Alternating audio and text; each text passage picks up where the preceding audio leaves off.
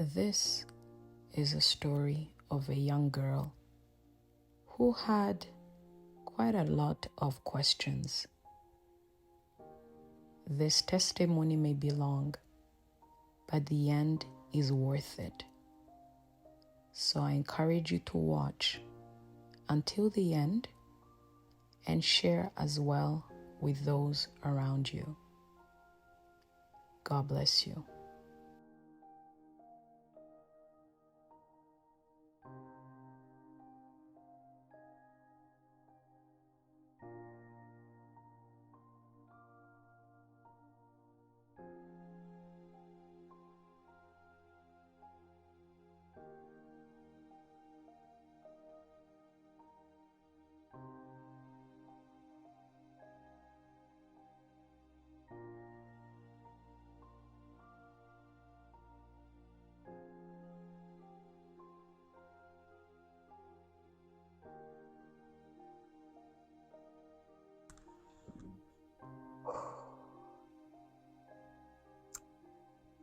I'm very nervous to share this, but I know it's going to be good for me to share, for me, but also for whoever that's following me, that's listening to this as well.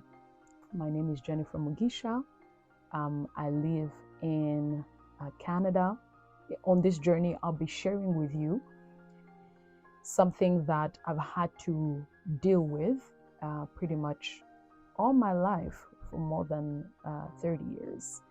So I'm nervous. You understand that after 30 years, it's a pretty big deal for me to bring it up, but I know that it's going to be for my own good.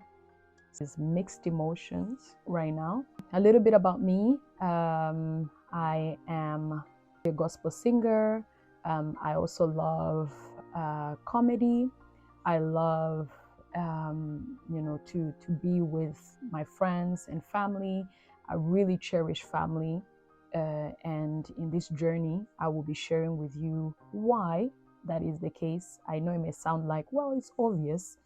You love family because, well, family is family, but you will understand deeper as you follow my journey. I'm sharing this video for the first time because at first I wanted to do this just myself, without anybody knowing that I'm about to do this, without anybody getting involved in the next step that I'm about to take in my life.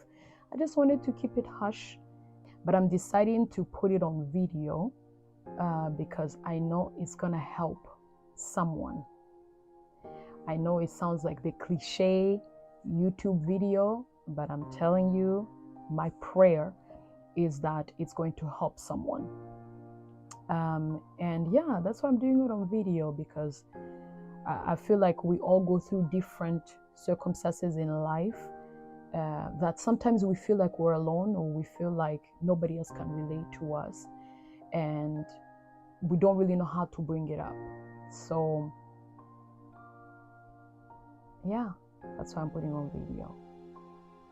Like I said, I'm very nervous to do it on video because it would have been easier for me to just do it by myself. But I'm relying on God to give me the grace to really put myself out there as vulnerable as possible, to be able to share this with you. So come along on this journey with me, so that you may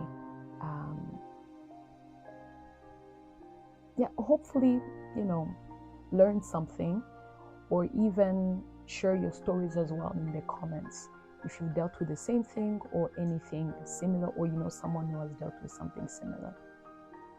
And yeah, so in the meantime, guys, subscribe to the channel, like, comment as well. And please understand that this channel is not just to have people follow me. It's really a journey that I'm sharing. So why not? Come join me as we build this community of being open, as we build this community of seeking healing, and as we join this journey of being open and stepping out of our comfort zone so that others also may take those steps that are very difficult in life to take.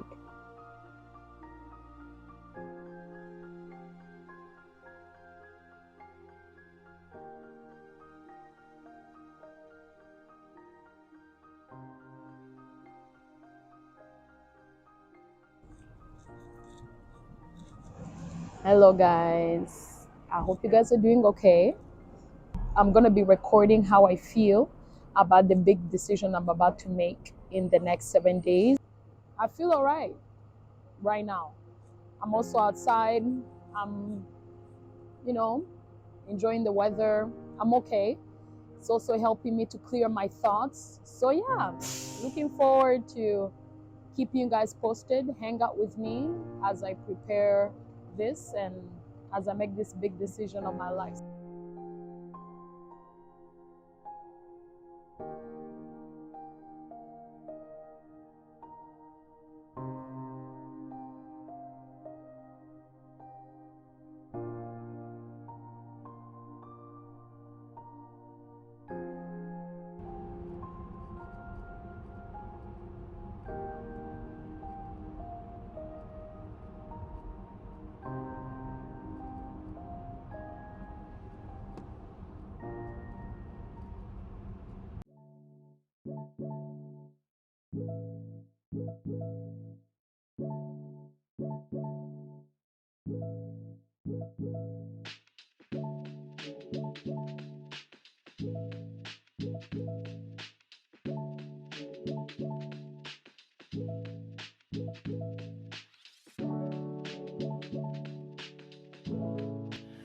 Morning, everybody.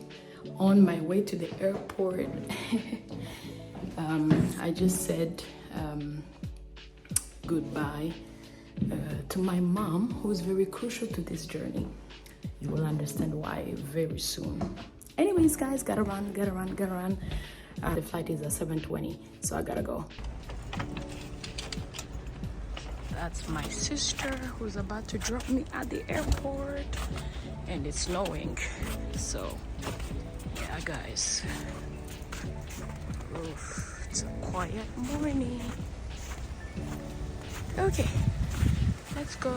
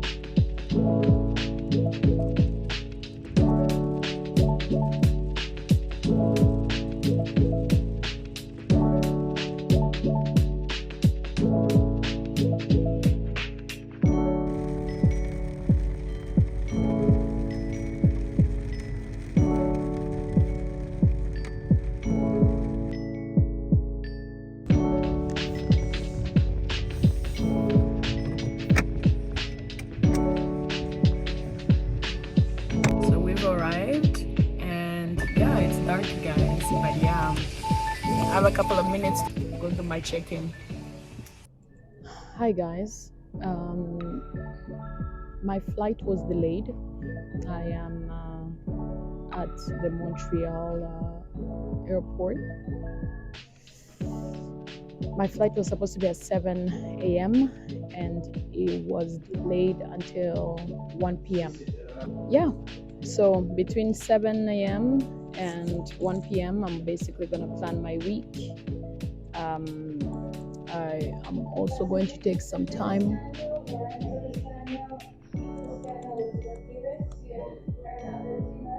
I'm also going to sleep because I believe I only slept like 1 hour this morning. So I'm gonna find a corner, a very nice corner, and sleep for at least like 3 hours. And then, yeah, 1 p.m. will be off, guys. I was supposed to arrive at 12 p.m. at my destination, but I'll be arriving at 8 p.m. Not gonna complain. It's gonna give me some time to prepare, mentally, physically, emotionally as well, especially emotionally, because like I said, this is a big deal for me. Yeah, so hang in there with me, you guys, and come on this journey with me. Woo! Let's do this. Alrighty, guys, let's hang on. I'll give you guys an update once I get to my next airport, because I'm connecting to another airport, and then I'll go to my destinations.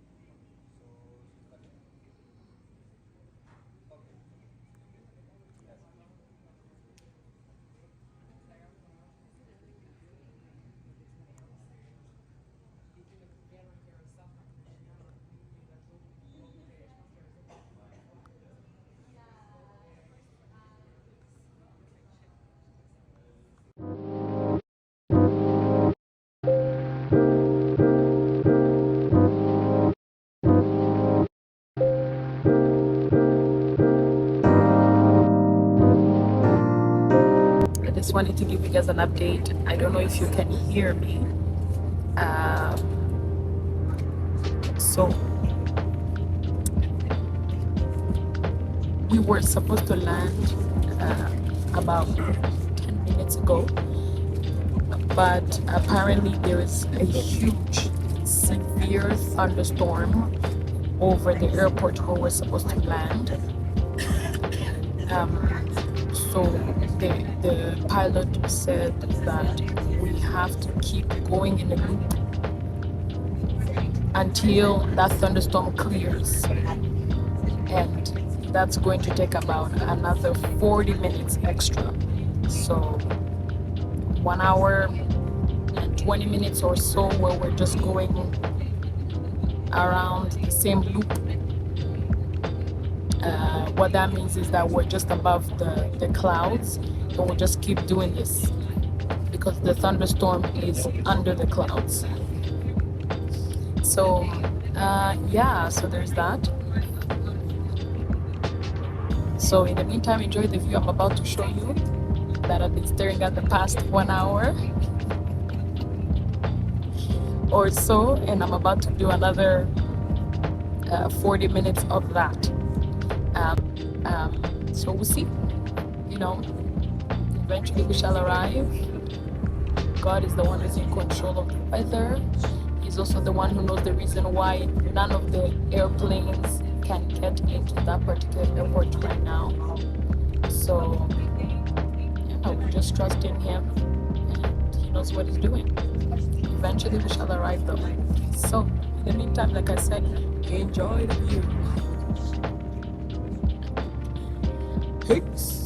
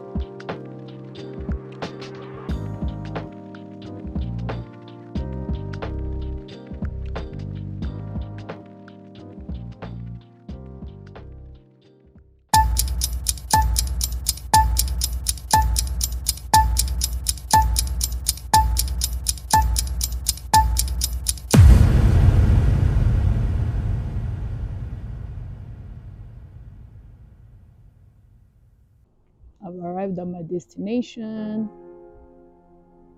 Whew! I'm nervous, but I think I'll be okay.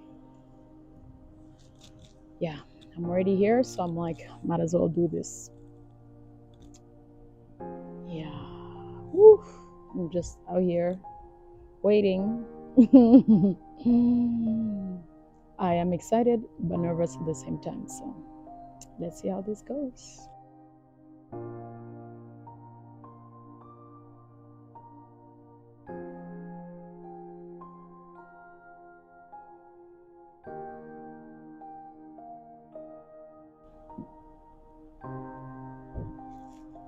Ah, there you are. Nakubona biri hariya kandi nanabimenye. Komera cyane amakuru. Komera. Uraho umeze neza? Yeah, sava.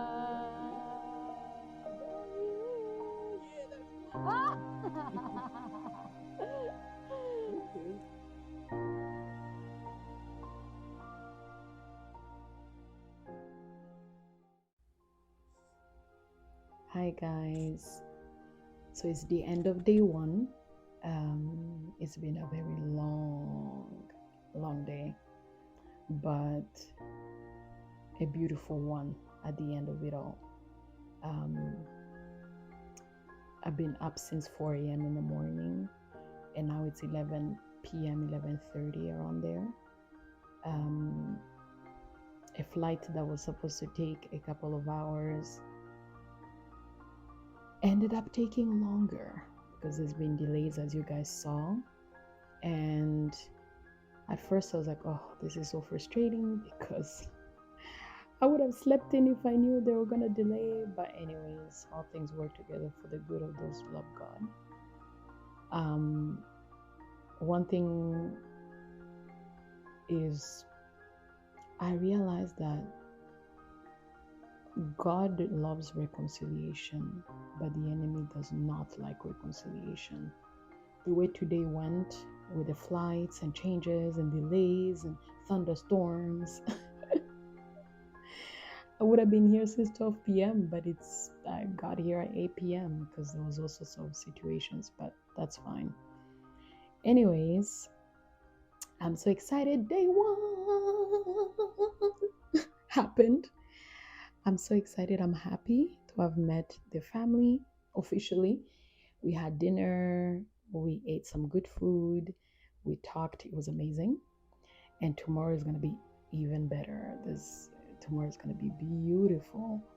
So hang in there with me, you guys, because the beginning is easy.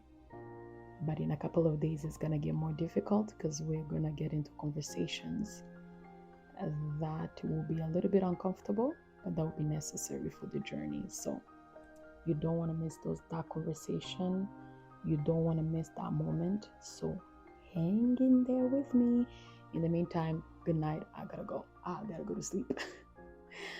Okay guys, bye. Ciao.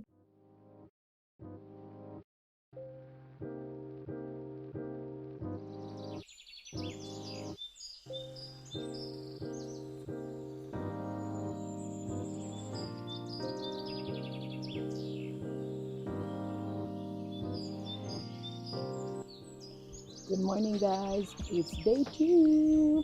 Today I'm just out here enjoying the view on this beautiful day. It's quiet, it's calm, I love it. It's a quiet neighborhood. You guys can see it, but it's really beautiful and it's nice.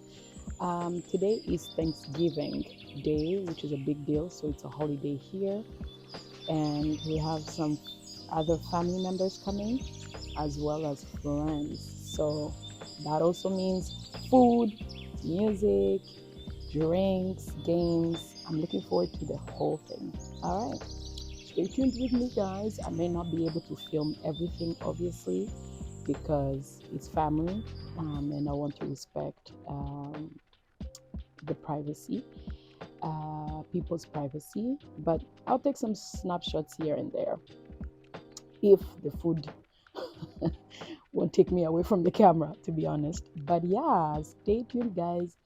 Woot woot, day 2, let's go. Bye.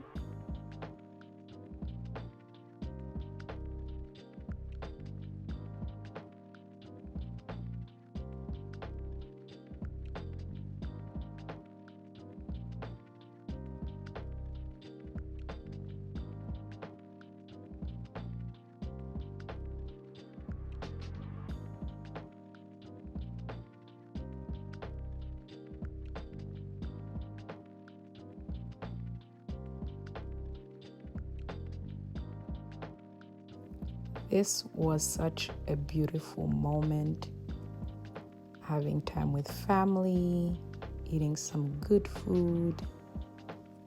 And I did not know he had amazing dance moves. This was so beautiful to see. I wish I can put the audio, but unfortunately, because of copyright reasons, I have to mute. Here, he was teaching us some dance moves. The whole family had to join in. Just beautiful. Amazing, amazing time.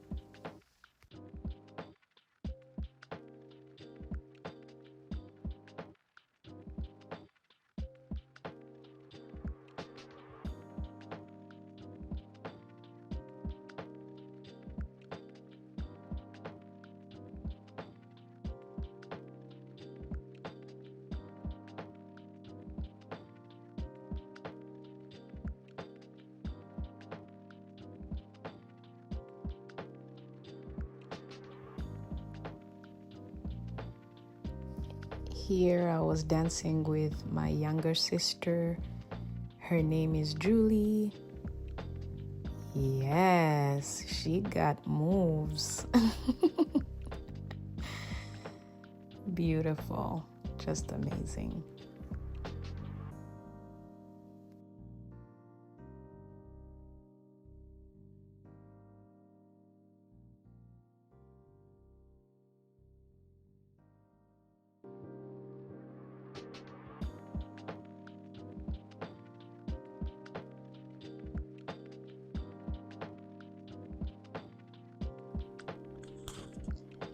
Hello, hey everybody. This is the end of day 2. It's been an amazing day, to say the least. We had some family members come over as well as other family friends. I was able to meet a couple of people, and it was an amazing time. As you guys saw, the food was amazing, the dancing, the discussions. It was very good. Day 2, a success. Day 2, amazing. My favorite part of the night, I would say, was getting to know everyone, chatting about Canada versus US, and also my dad presenting me to everybody as his daughter was just extra. I like it. I love the feeling of it, and it's good. So anyways, guys, good night. I'm about to go rest. So it's like almost 1 a.m. So let's go rest. All right.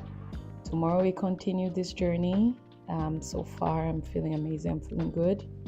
And it's, like I said before, it's going to get from better to best. And then we're going to have some pretty difficult conversations. But I trust God that they're going to be good as well. So, good night, everybody. Ciao.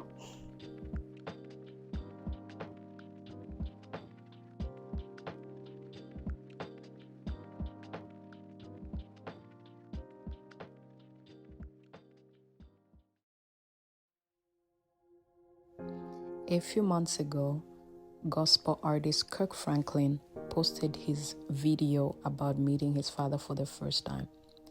So because his story is similar to mine, I had to watch it with my dad. Now was time for me to also get ready to have the same conversation.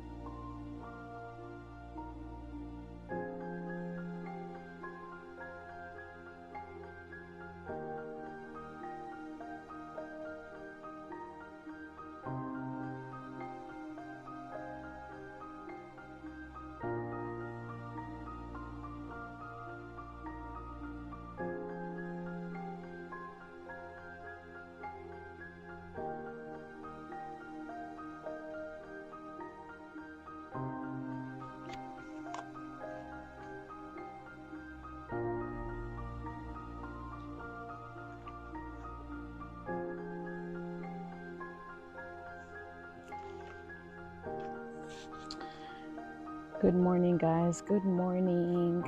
I hope you guys are doing well. I myself am doing okay. Today is the day.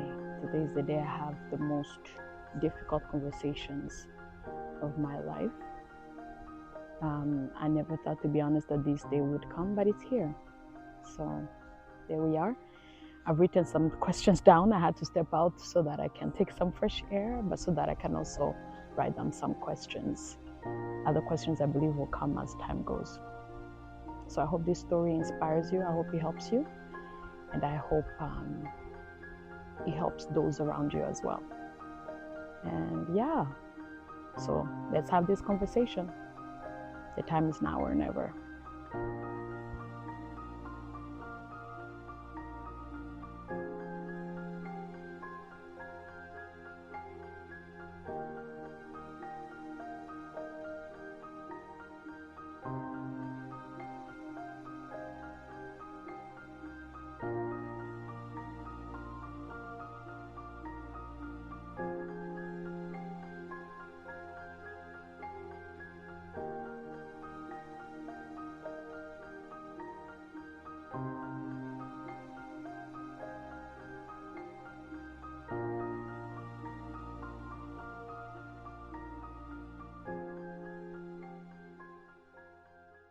Okay.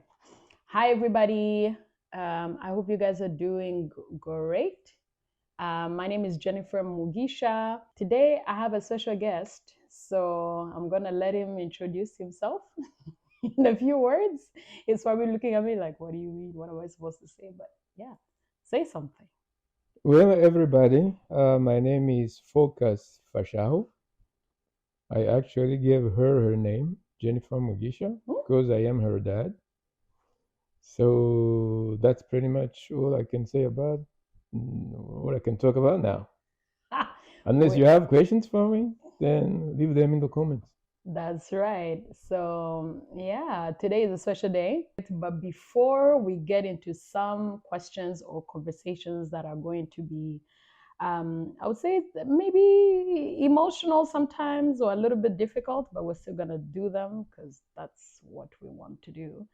So that it will be able to help someone else, but it's also going to help our relationship just in general. I want to put a disclaimer out there that this conversation is a friendly conversation. It's not an accusatory conversation. It's not a blaming conversation. It's really just a conversation for us to be able to build our foundation of our relationship, and you will understand in a few minutes. So in the comments or when you're writing your comments or asking questions, please remember to be polite. Please remember to be friendly, because between us, we have nothing against each other. So I'm putting it out there so that the conversation we're about to have, you guys can have a better context of why we're having this conversation. So now that that's clear and that's out of the way, I guess we go right into it. Right. All right. All right. So I'll give you guys a little bit of a context so that you know. Where do I start from? Woo! I feel like it's gonna be a lot of things. You can do it. I'll start. I guess I'll try to go into sections. So let's start. First of all, I want you guys to know that we never planned this conversation. Just so you guys know. What I mean, we never planned it is, he has no idea the questions I'm about to ask him. He has no idea the conversation we're about to have and how it's going to go out. So to give you guys a context, I'm 32 years old today. I'm not going to let him say his age because it's private. But he's my dad, of course. So, but we haven't lived with each other or haven't been in each other's life pretty much my whole life. And I will explain, you will understand the story as we go. So this is actually the first time we are meeting face to face. Yeah, that's true. Yeah.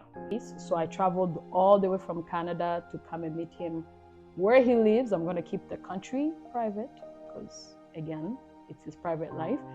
So we never lived in each other's houses. We never pretty much had a relationship together before. And this is the first time in 32 years that I'm able to see him in person and have this conversation. So far, we're together. I think we're good. So we just wanted to give you guys a context so that when we start this conversation, you know where we're coming from. But like I said, it's not an accusatory or a blaming conversation. It's just a friendly conversation to basically have a better relationship that never existed, that we're trying to now make sure it happens. So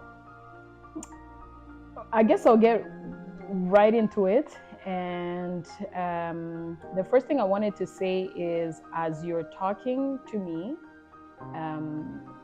yes, it's in front of an audience, but as you're talking to me, I want you to talk to me as the younger version of me. So not just me at my age today, but the younger version of me. Because some of the questions I have for you are questions that I had when I was much younger, not necessarily questions I still have today. Well, that's a little bit strange. I know. But that's the whole point. We'll see what happens.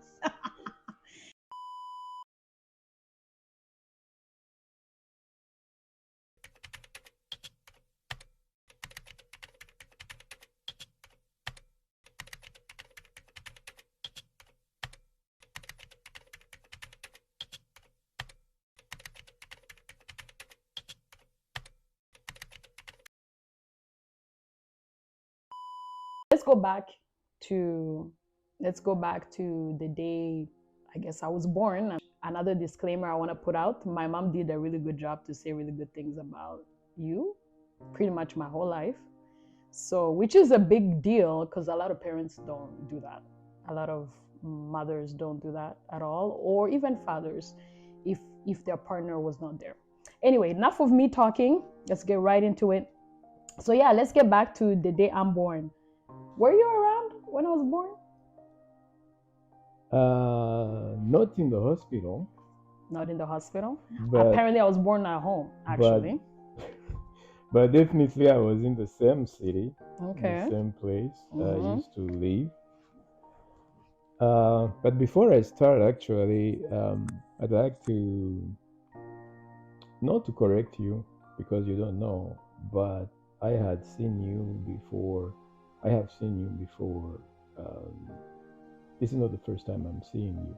Okay, I didn't know that. Yeah, because soon after the war ended in Rwanda, 1994 war ended. Okay. I met your mom somewhere in Kigali. Okay. And then I was actually looking for a visa to travel out of the country. Okay. So I met her. I asked her, you imagine it's after the war. I was worried. How is everybody doing and everything? Right. Then she tells me, well, the kids are home. So can I come and see them? She said, of course. Sorry. So I went and I saw you. Okay. I didn't know that. And Mike, of course, you were all little. Yeah, I was very young. I think after in 94, first of all, I was like, what? I was 3? Yeah. And then after the war, I was probably like 5 or 6 or 7 or something like that. Yeah, and I actually saw you through a door, you and Mike. Okay. Mike came to me, but you somehow stayed a little behind, like, because you didn't know me, so, and you were shy, I guess. So I saw you from... That's interesting that I was shy. From behind the door, I think I waved. Yeah. You waved back, but you giggled and is it giggle or jiggled? I don't know. Giggle. Yeah, you giggled and just went back. So, but I saw you then. Okay. Yeah. Okay. You were young. I was very young, yeah. But I was about to leave the country anyway, so okay. That's why you didn't see me later. After that. Okay. Yeah. Okay. So going back to your question, I already answered it. Yeah, I already did. I was there, not at the moment when you were born, but I was in the country. I was in the same city and everything. Mm-hmm. Yeah. Okay. And after I was born, did you come back?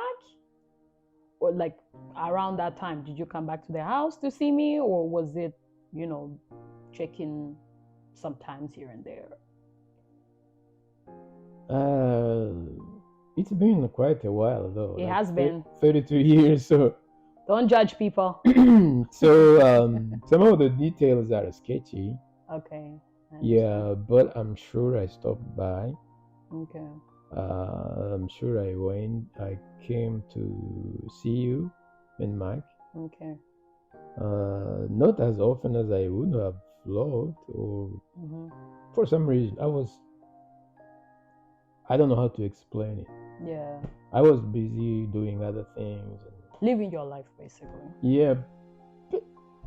Actually, I don't even know how to explain that. Oh, yeah. Let's say I didn't see you as much as I should have. Okay. Yeah. Okay.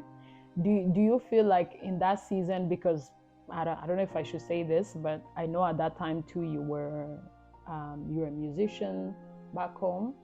You're a musician that was well known. I would say, I don't know the context, behind obviously, but I know that you're a musician, you're doing music. Some of the music is still on YouTube, by the way, you guys. I'll post some snapshots, not the whole thing, but you need to honor people when they make good music. That's just a by the way. Right. Yeah.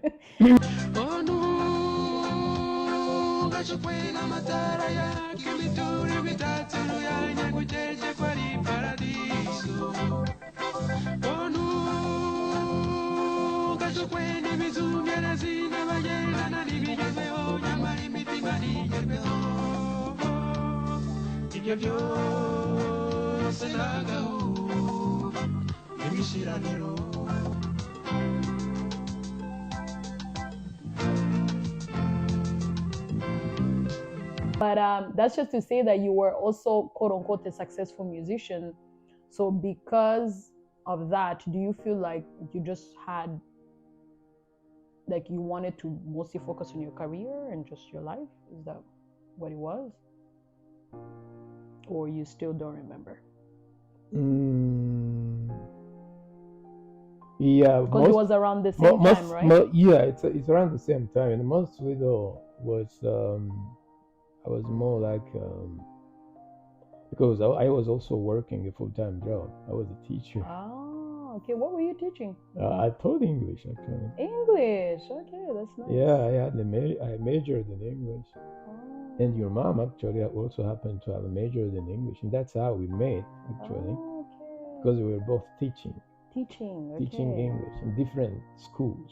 Nice. But okay. Somebody introduced us, and we were both teachers, teaching pretty much the same thing. Okay.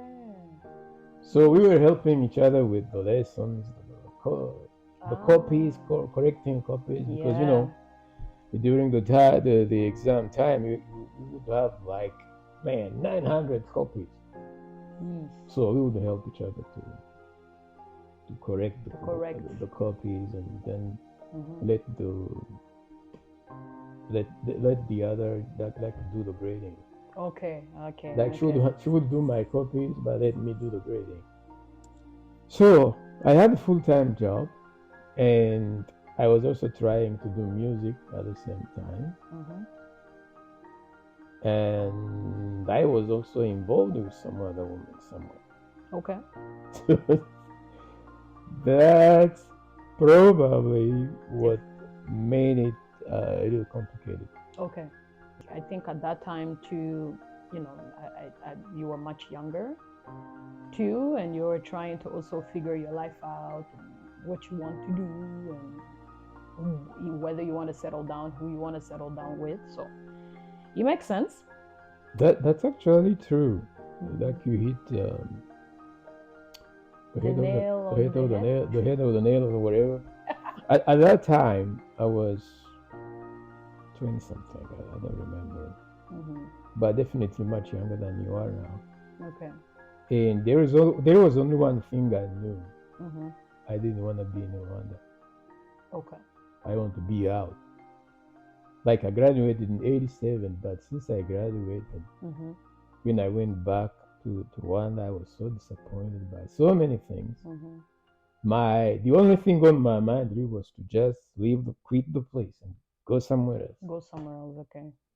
So from 87, I was just trying to figure out how to get out. Okay. Yeah, that was my main thing. Okay. So Okay. even when I came here to study, the studying thing was like more like get out of there, go do something else somewhere, but take the Mm-hmm. first opportunity to get out and take them and go.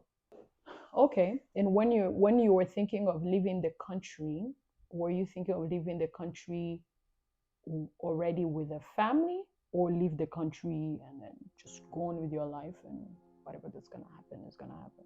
Because you obviously had children already, right? Yeah. So were you thinking, I'm going to go and then find a way to take care of them when I'm gone? Or were you thinking, I'm already going to live with a family? Or were you thinking, I'll go and then eventually maybe I'll come back at some point? Or you just wanted to leave first? I'm not sure I did that much elaborate thinking At that time. at that time, because the only thing I can say is that I wasn't really ready for much, ready Okay. for many. Commitment. Let's say I wasn't really ready to be tied down to anything. Okay. Yeah, Okay. that's the main thing. That's the honest thing. Okay. I wasn't ready. I mean, that's fair enough. The only thing I knew is that I wanted to be out of the country.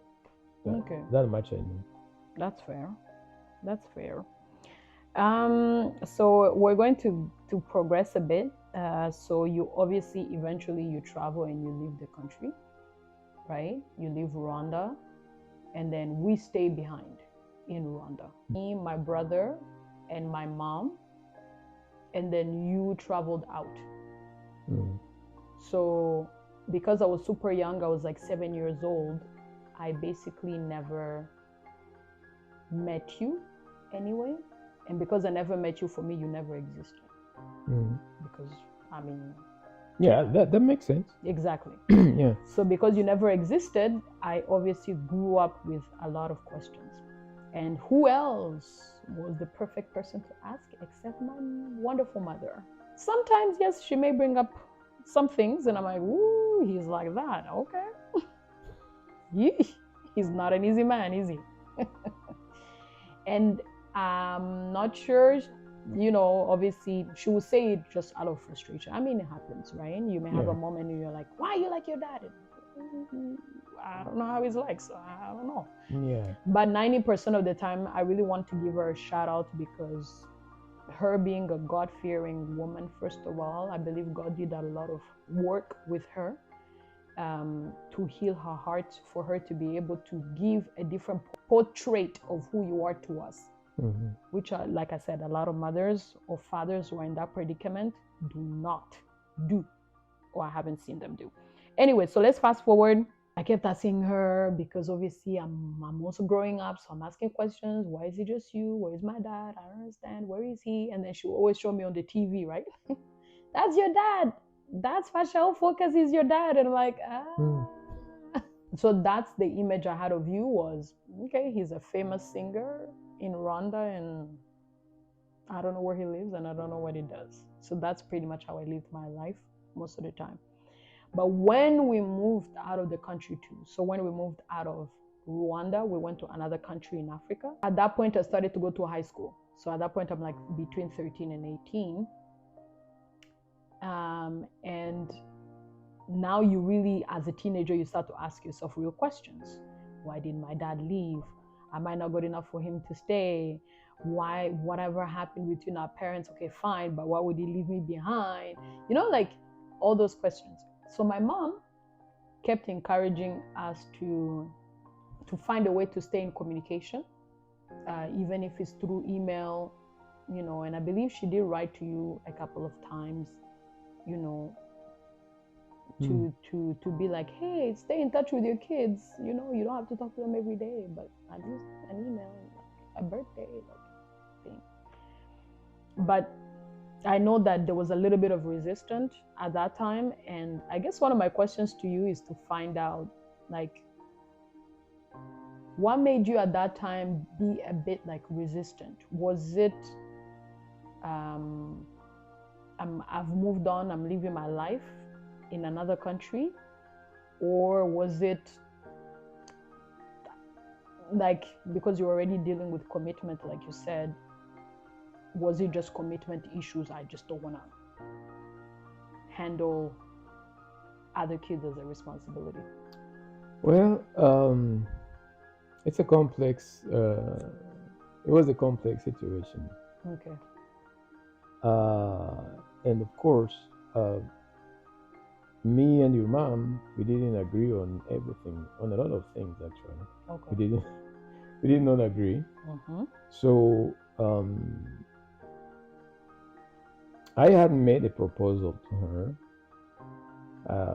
like, well, it's true, we made these two beautiful kids, but, and what I'm going to say might hurt you, but you want the answers, so I give them I to do you. want the answers, so I guess they're gonna come as real as they can. Yeah, so when we had you and Mike, it was not really planned. Okay. It was none of that. Okay. So I made a proposition to her, like, okay, this is the situation. Let's be real about this. Mm-hmm. How about you give me the boy because he's my firstborn, Mm-hmm. and you already have your firstborn anyway. Mm-hmm. So how about you give me the boy, my firstborn, Mm-hmm. and you keep the girl, Mm-hmm. and you raise them.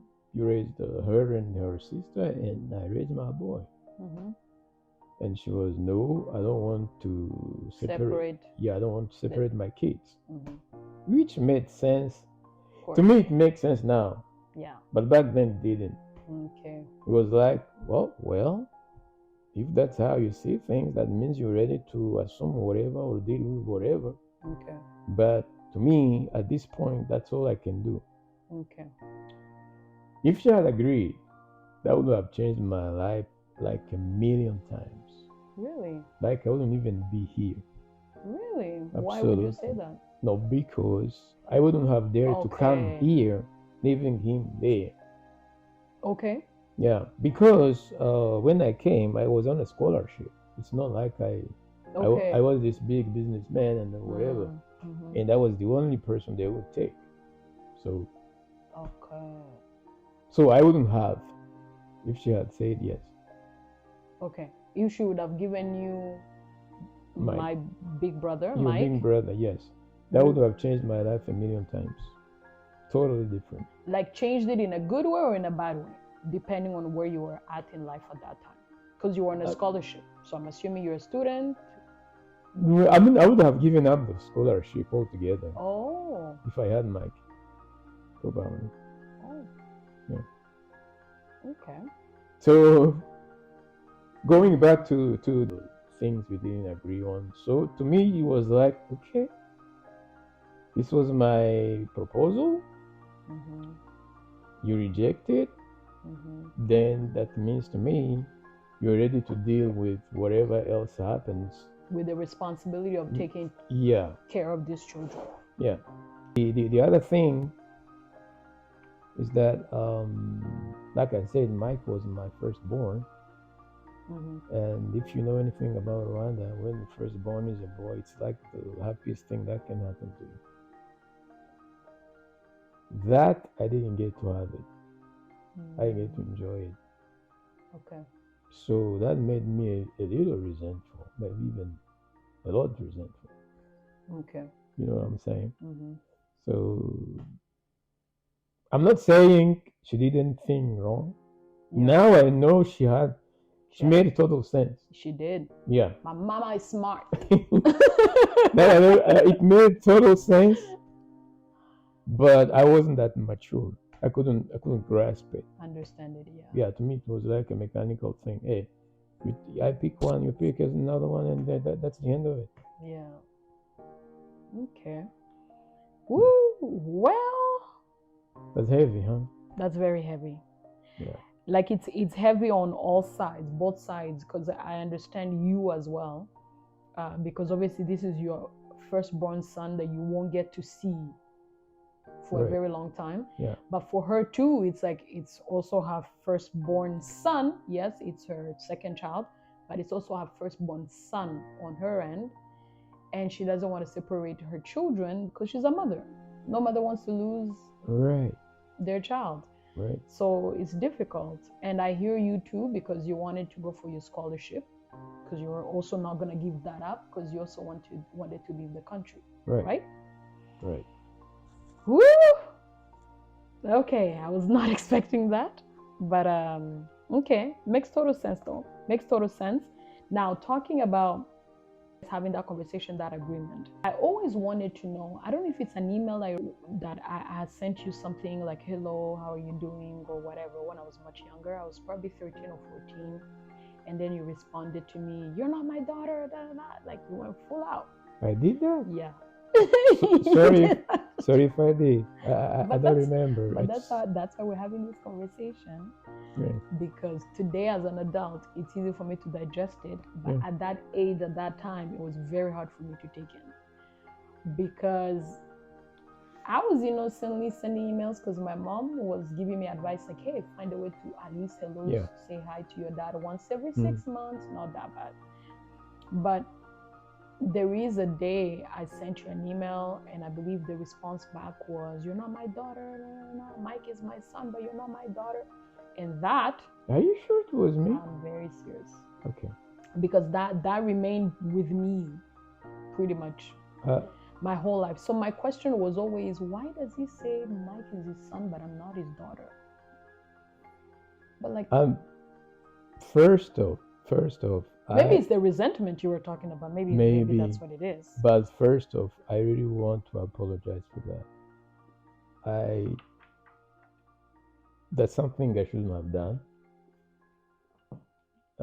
Especially taking it on a little kid that didn't know what was going on. Mm-hmm. I'm truly sorry about that. No, it's okay. Now I'm fine. No. But at that time it was a lot. Yeah, I can imagine that. Now I see it, I understand it. Yeah. But I probably replied out of anger and all those things. Maybe. Yeah. But the other part to that, though, the other part of the answer, although we were not supposed to get there, but I say it so that you know, right? And that's gonna hurt you as well. Okay. Because brace myself already. Go ahead. Because at some point, it's not even at some point, from the very beginning, since when you were born, I already doubted you were my daughter. You know, your mind can play you tricks when you want something so bad, when you want it to be true. Yeah. You start believing it and you start seeing it. I can swear to you that when I looked at you, that's gonna hurt again. Yeah. But I didn't see anything of me in you. Okay. Not a thing. Okay. Other than being as dark skinned as I am. Yeah. That's all I could see. Okay. Other than that, I was like, man, I don't know. So this kid ain't mine. Yeah, but yeah. I didn't have any doubts about Mike, because Mike was just a color copy of me. So. Yeah, you guys do look alike. Yeah, so but now you look like Mike, so I know. Well, that's surprising, because that's how God. Now I realize that that's how God works. He just makes sure everybody looks like all of a sudden, you know. And actually, as I was growing up, people kept thinking me and Mike were twins. Yeah. People always thought we were twins.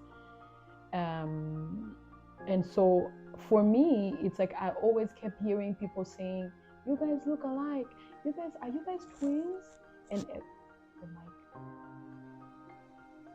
I'll wait for the mic. Oh, yeah, because it's doing. Sorry.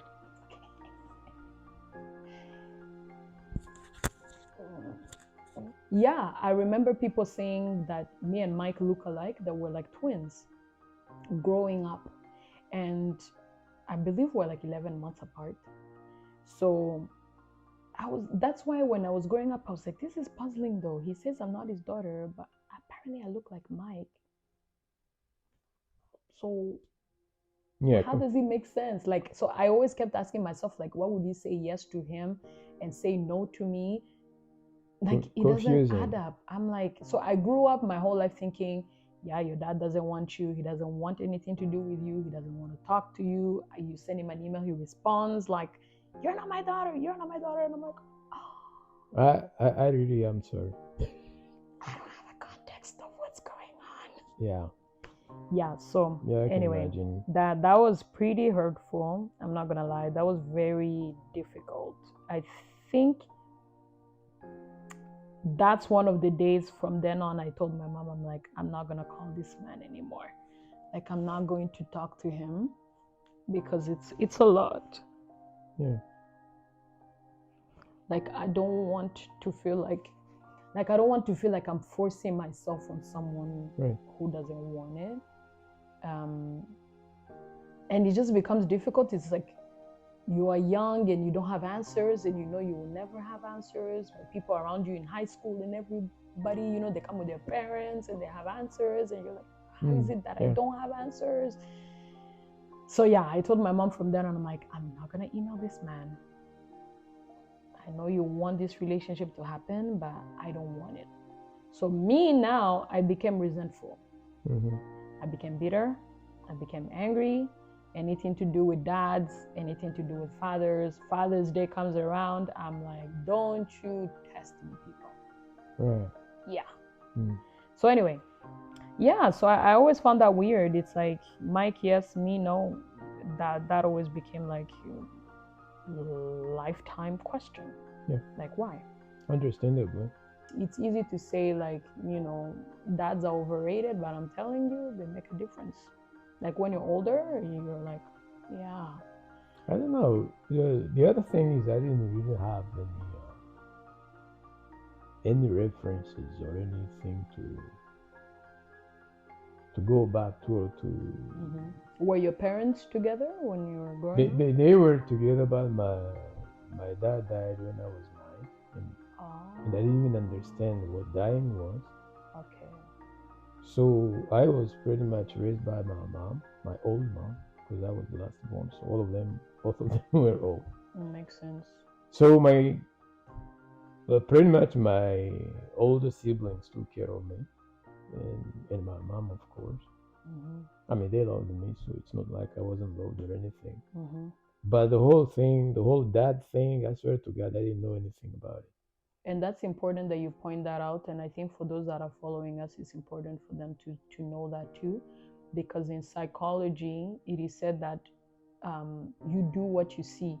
So in other words, you copy what you see, and you copy examples of what you see, either how you grew up or examples around you, right? So that means if you grow up in a family where there's loving parents and all of that, it doesn't mean you're necessarily going to turn out to be perfect, but you see an example that's easy for you to follow, as opposed to someone who didn't, or vice versa. Yeah, that was pretty much it. But ultimately, it's what you do with them or of them that makes how the you difference. deal with life. Yeah, how basically. you deal with it. Yeah.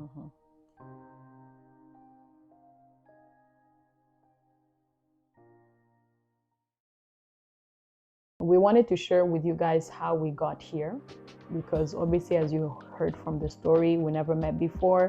We were never in each other's life, but how did we come about reconciling, or should I say, connecting again? Is that the word? Connecting again. So I'll say my version, you say your version, what you remember, and then we'll take it from there. Cool? Sure.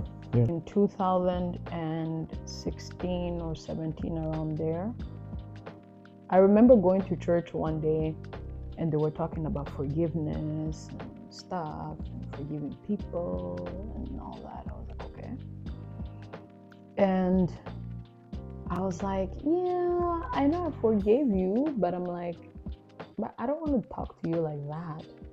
You know, like, I don't Like, what are we going to talk about? Because again, remember the last conversation we had was, like, according to me, was that famous email, which, you know, involved, if I was your dad anyway, I'll just give you food and shelter. And, you know, in other words, what's the big deal? That's how I took it. That's not what you meant, obviously, but that's how I took it.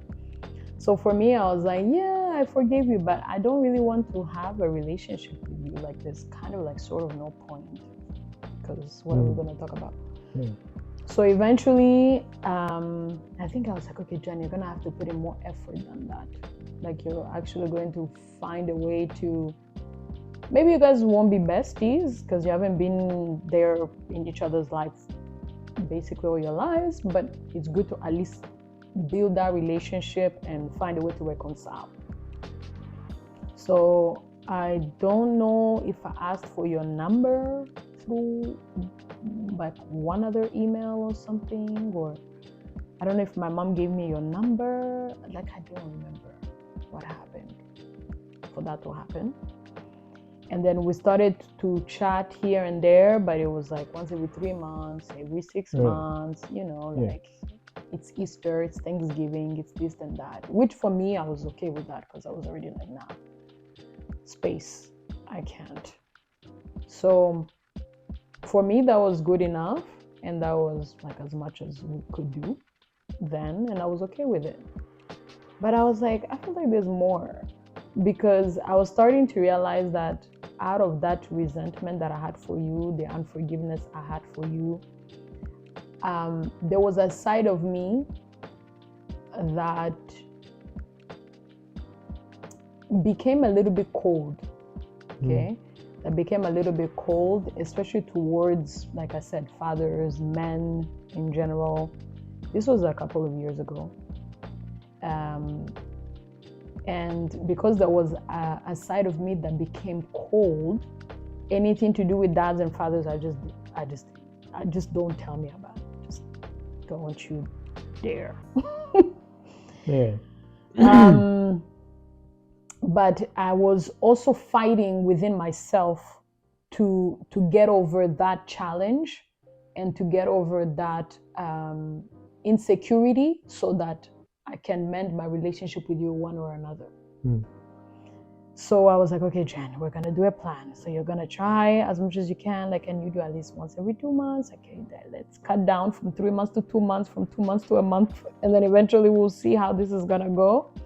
But thankfully in 2021, I got my permanent residency. And I think by then, how I got my permanent residency was, I don't know if I shared it with you. For those who haven't watched my immigration story, you can go to my personal page, Jennifer Mugisha Official, and watch it, and you'll understand what I'm talking about. But basically, in a nutshell, I went to see one of the people I would call my fathers at that time, because I was starting again, you know, to try to build this whole father figure in a different way, because I knew eventually if I don't confront this challenge, it's going to catch up with me later. Right. So let me do it now. Let me force myself to absolutely build relationship with the people that are around me that I call fathers. So I thank God, because every church I've ever been in, I've considered my pastors as my fathers, and they really did a pretty good job to not only be there for me, but to teach me, you know, to show me a different side of fathers, if I can call it that way. Right. So that's what helped my relationship with you to be rebuilt again, because otherwise for me to have no other examples. So I was like, okay, I'm gonna get in touch with this man, and what am I supposed to say? Right?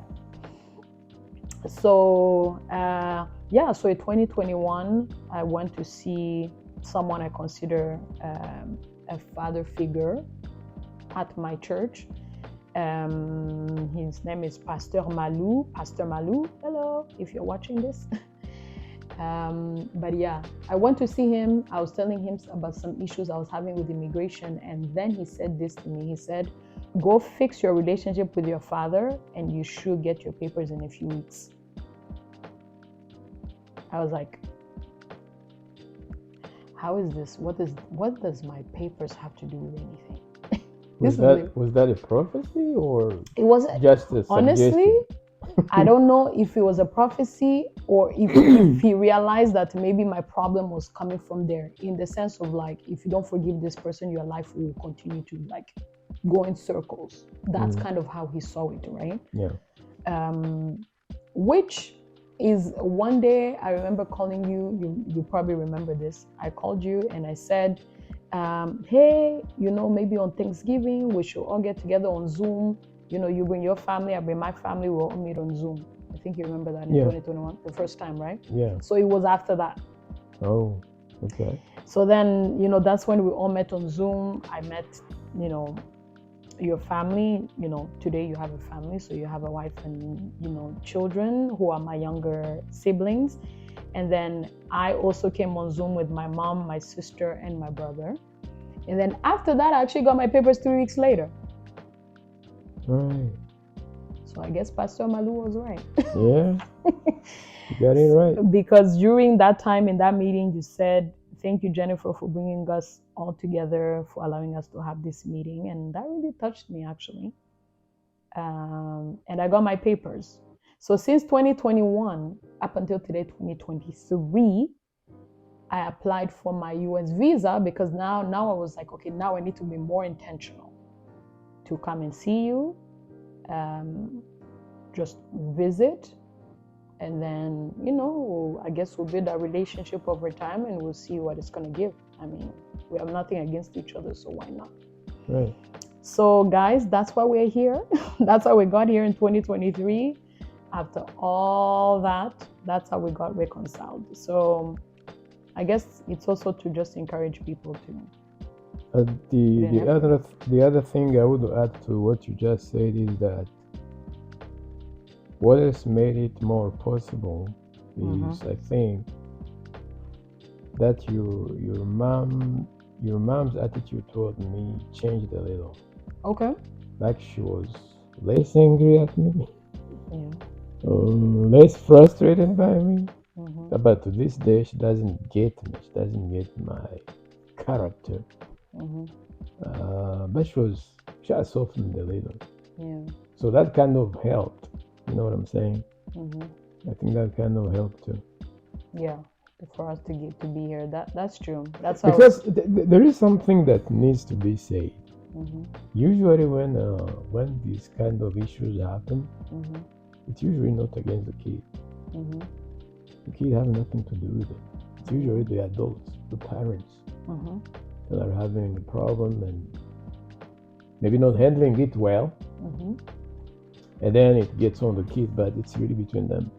Yeah. If they can fix their stuff, probably anything else would happen. Because, like you were saying, you didn't have anything against me, I didn't have anything against you. It's usually, like I was saying, it's usually between the parents. And it also happens a lot that the kids start feeling like, oh man, is it because of me? Did I do anything? Or of course they didn't do anything. It's just the parents who are awkward and cannot deal with their own issues. Yeah. That's pretty much what it is. The only thing is, when we're growing up, these realities to us are, like you said, we're thinking it's our fault. We're thinking, why can't you just accept me? And like, what's the problem? Like, I mean, you made me, so like, it's understandable. And that's why it's easy to have this conversation today as an adult, because now we can reason together and we know what life is about and life experiences. But before, that's usually not the case. It's not that easy to believe it like that. You're right, 100%. So basically, to give people a context, that's how we got here. That's how I was able to get my visa. Applied for my visa in 2021. Because of COVID, it took about 2 years. About a month ago, I went to Toronto in Canada to get my visa. And then a week later, I bought my tickets. And then a month and a half later, I'm here. So that's what happened. Finally. Finally happened. It did. finally happened. So I never thought in a million years or all my life this day would come. I never thought ever, because I first of all didn't want it. I was frustrated. I was angry because I didn't have the answers that were necessary. And yes, I'm a child of God. Yes, I'm a Christian. Yes, I believe God is, He's a father as well. He takes care of everybody. He loves us more than a human can love us as a father. But still, the other side of the fact that I was traumatized, and without a dad, as you grow up with what they call daddy issues. So you have to find a way to fix these daddy issues, and that's what we're doing, right? Yeah, because it's by getting answers that you're able to fix those issues. Because if you don't fix those issues one day or another, I may end up doing the exact same thing you just, you basically did, consciously or unconsciously. Right. Because when you don't know what the problem is, you reproduce what you know. Yeah, and it's not just that as well. I mean, these things don't happen out of nowhere, like out of a vacuum. And I'm sure that by now you've realized that being an adult is not such an easy thing. Nope. It's not. Because we don't have the answers either.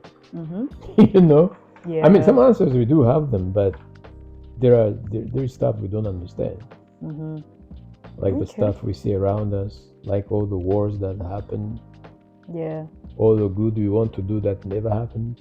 Yeah. All the bad we don't want to see that just is in our face. That's true. All those things. So, and another thing I would like to add is that also my attitude towards you changed when you were applying for that visa.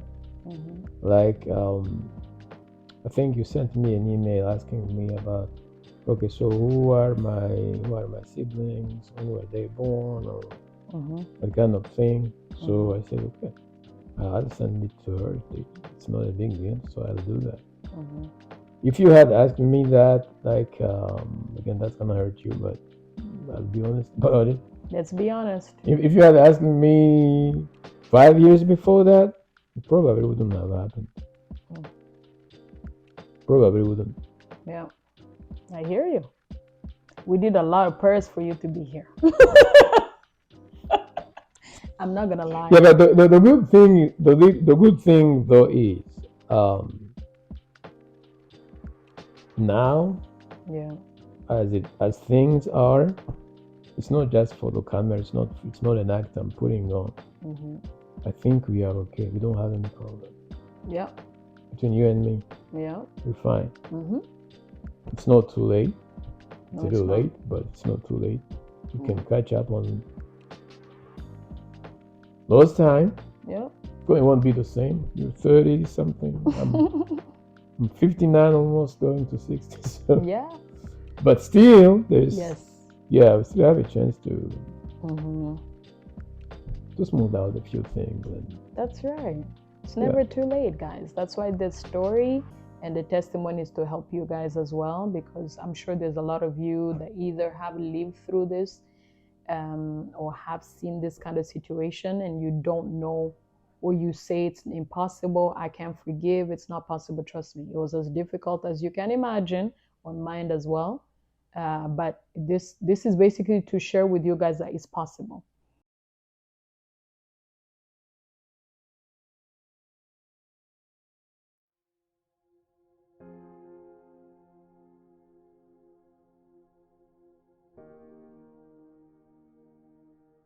Did you ever feel bad about leaving? Be honest. Well, I would say yes and no. Okay. That's the honest truth. The yes because, and the no because? The yes because in the back of my head I knew there were a couple of kids somewhere that I didn't know what was happening to them or with them.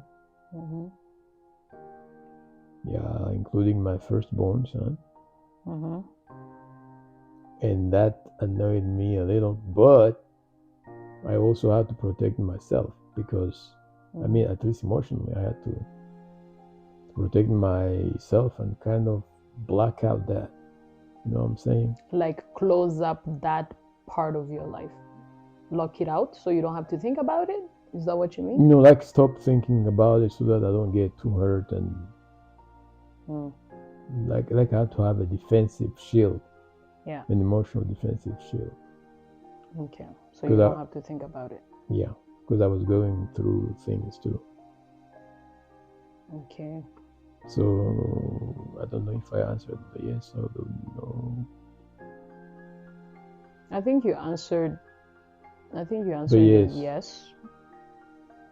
The no, why you didn't regret leaving, you didn't answer. Oh, that I did not regret it really, to be honest, because in my mind, I wasn't given a choice. Okay. Yeah. Okay. In my mind, I wasn't given a choice. Like, this is all the things you can do. And it was more like I was pinned in a corner. That's how I felt. Okay. Yeah. You felt like you have no choice but to leave.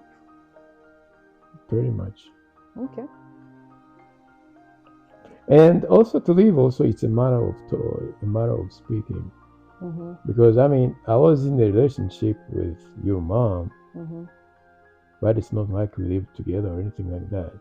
She had her place, I had my place. You see what I'm saying? To be honest, we were good friends. Very good friends. What I would say, maybe even pals. We laugh together, we joke together. There are things that shouldn't have happened. We probably should not added the benefits. We should just have stayed friends. Okay. That's honest enough. With hindsight, that's my feeling. I don't know how she feels about it, but we probably shouldn't have. Okay. That's good to be honest like that. But we did. So here we are. We're present. Right. Sure. That's good. I told you to be honest and you were, so that's all good. Right, let's get another one. It's the last one. Oh, it's the last one. Okay. Yeah. If you had the chance, what would you have done differently? Well, it's a hypothetical question. But if I had to do it again, I probably wouldn't even do it. To be honest, I would be like, oh man, that's trouble. Don't even go there. What do you mean that's trouble? What's trouble exactly? What's trouble exactly? Most trouble, like I would be like, that's not gonna end well. Okay. And if it's not ending well, why even try? Right. Because we are good friends. I mean, it's sad. It's sad. We are very good friends. Yeah. Okay. And we messed it up. Well, you didn't really mess it up because we're here. Yeah, I know. No, but I know what you mean. I know what you mean. It's just what you would have done better is... It's probably my English too, so... Yeah, no, but I hear you.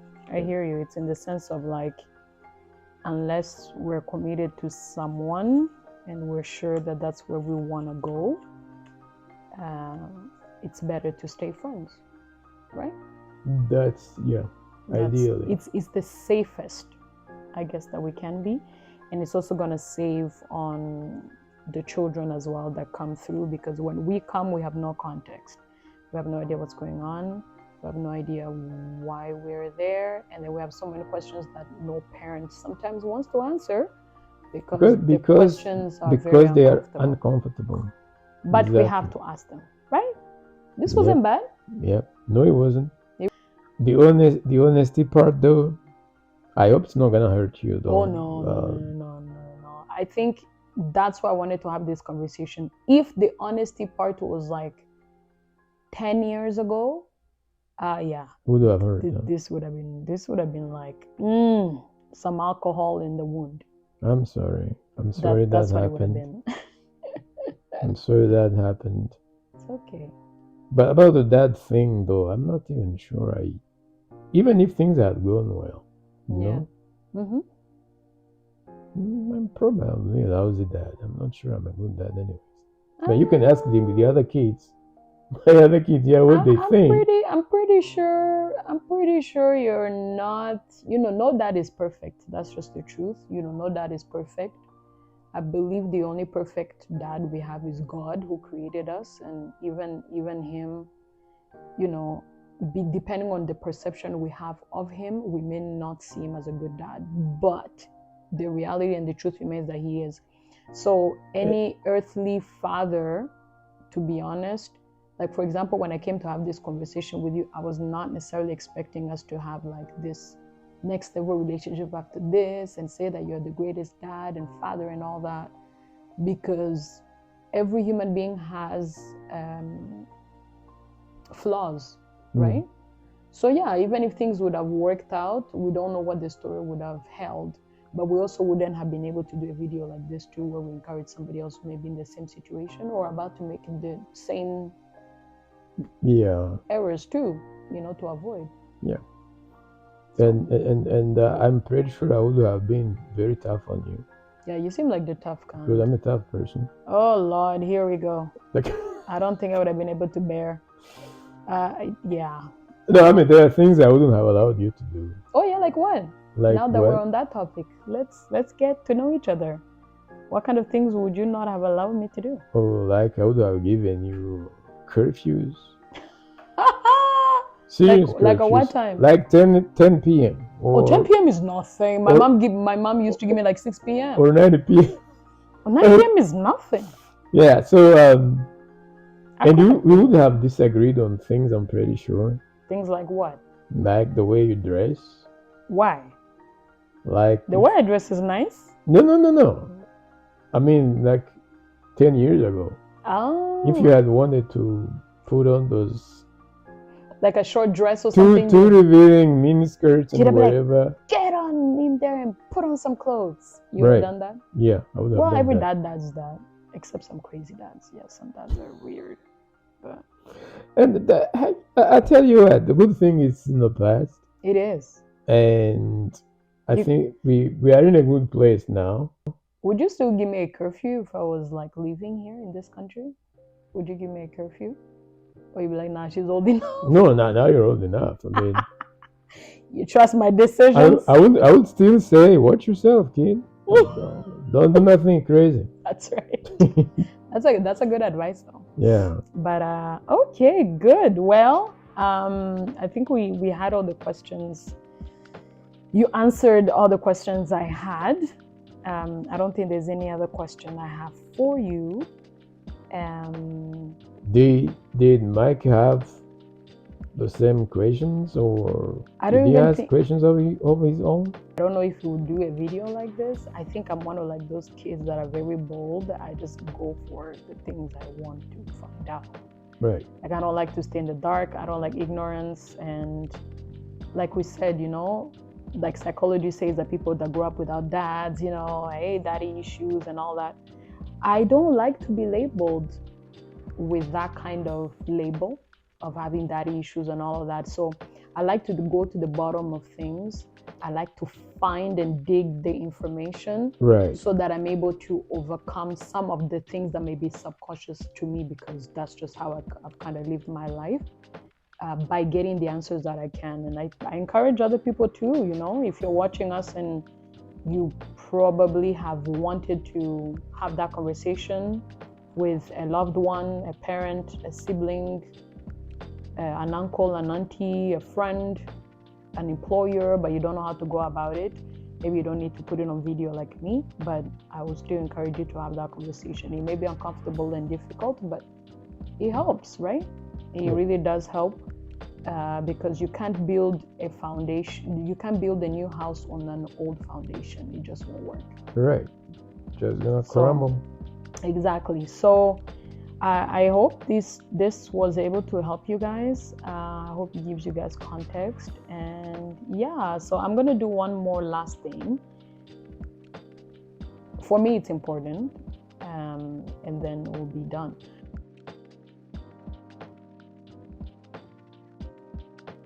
So I wanted to do something that I always found like special, and I guess it's also biblical in a way where, you know, parents bless their children, right?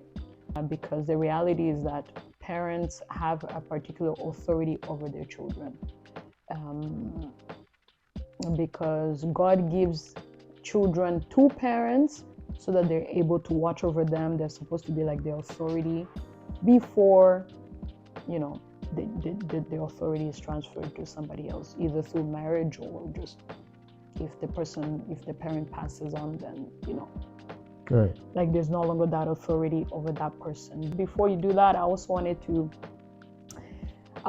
apologize as well, because obviously when all these things were happening without me having context, I did judge you a lot. I was upset a lot. I don't think I said very positive things all the time. I probably said positive things, obviously, as I got older and as I understood, you know, the importance of forgiveness and the importance of people just being people and making mistakes in life. Like, we all make mistakes. So you can't stone someone for making a mistake or for doing something wrong whilst you do the same. People grow. And the other thing is, truly, what I believe today is, it's even in the Bible, even if I'm not very religious. Mm-hmm. But if you remember the scene when Jesus forgives the people who were persecuting him on the cross and Mm-hmm. saying crazy things and hurting him, he said, "Forgive them, Father, because They do not know what they know not what they are doing." Mm-hmm. And I can tell you, 99% of the people you're having problems with don't even have a clue what they are doing. Mm-hmm. You know, I mean, I'm not saying they don't know that they're hurting you, Mm-hmm. but it's not all they're making. They don't recognize the depth or the degree. Or it's not all they're making. There are other things pushing them to do what they do. There's a whole context behind it. Yeah, it's their hormones, it's, I don't know, other invisible forces, I don't know. It's fear, Yeah. it's doubt. It's examples they've seen too in their childhood. Yeah, it could be a number of things. I'm very happy we are where we are now. We can have a conversation. As you guys saw, it's easy breezy. We're relaxed, we're chill. You know, in the country where he is right now, he has, you know, his wife. He has a daughter and a son who are my younger siblings as well. And the lady, his wife, is very, very, very, she's amazing as well. We have a pretty good relationship. So it was good to get to meet everybody again. It was an amazing, amazing welcome. I really felt like I'm at home. The food is amazing. That's true, huh? The food, yes. Yeah. The food is amazing. The welcoming, it was just a lot of warm welcome, and I really feel like I belong here. So that's how God does things, guys. It may start dark, but he ends up always on a good note. It may take years, it may take months. You may think it's impossible for reconciliation to happen, but it's still possible with God. So don't you give up. And if you have to reconcile with somebody, pray to God to bring it to pass, because I'm not gonna lie to you, I did pray a lot for us to even have conversations, like to even be on the phone, like, hello, are you okay, are you good? It took everything out of me, basically, but I can't take credit. I can only give God glory to God, because I feel like God is the only way that was able to touch your heart to soften up, because you were pretty tough, huh? Yeah, you were a tough cookie to crack. Yeah, I can imagine. Yes, I was. See? So a lot of prayer had to be done, but hey, here we are. Okay, Jennifer, my daughter, I can only wish for you to find lots of joy in your life, lots of happiness, lots of clarity, so that you know where you're going. Mhm. Lots of joy so that you're happy in your journey. And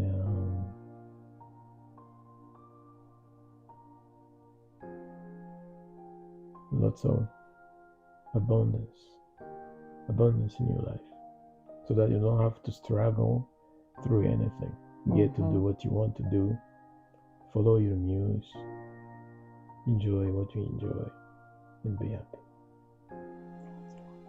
Amen. Amen. Thank you. That was beautiful, actually, eh? It came from far, huh? I had 2 minutes to think about it. Guys, thank you. This was an amazing session. Yeah, it is what it is. So I believe I mentioned it before. So he's a musician. So all the skills of music come from this wonderful man. So if you see me sing, I have an amazing voice, and you keep commenting on my voice, well, That was the me. apple, that was him. Yeah. That was a part of him. Well, my mom does play piano too. Don't give her credit. Oh, yeah. She does play piano. She taught me the And guitar she sings. She taught you guitar? too. Yeah. You see? She did. So you see? So Yeah. God had to find a way to find combinations so that this beautiful human being can come out and can be blessing you guys with, just music in general. So I don't know. I know some people did requests. At some point, somebody even suggested to me that we should do a song together. So anyway, you're going to have to think about it. I'm not going to say anything. Hey, it may happen. Who knows? Who knows, guys? So we may end up releasing a song. Who knows? Stay tuned. Stay connected. Don't forget to share this story, to comment below as well. And let us know if you have any questions. Like I said, I hope this will be a blessing for you guys. So thank you for answering my questions. Anytime. And let's go eat some good food now. Peace. Bye, everybody. I'm all for it.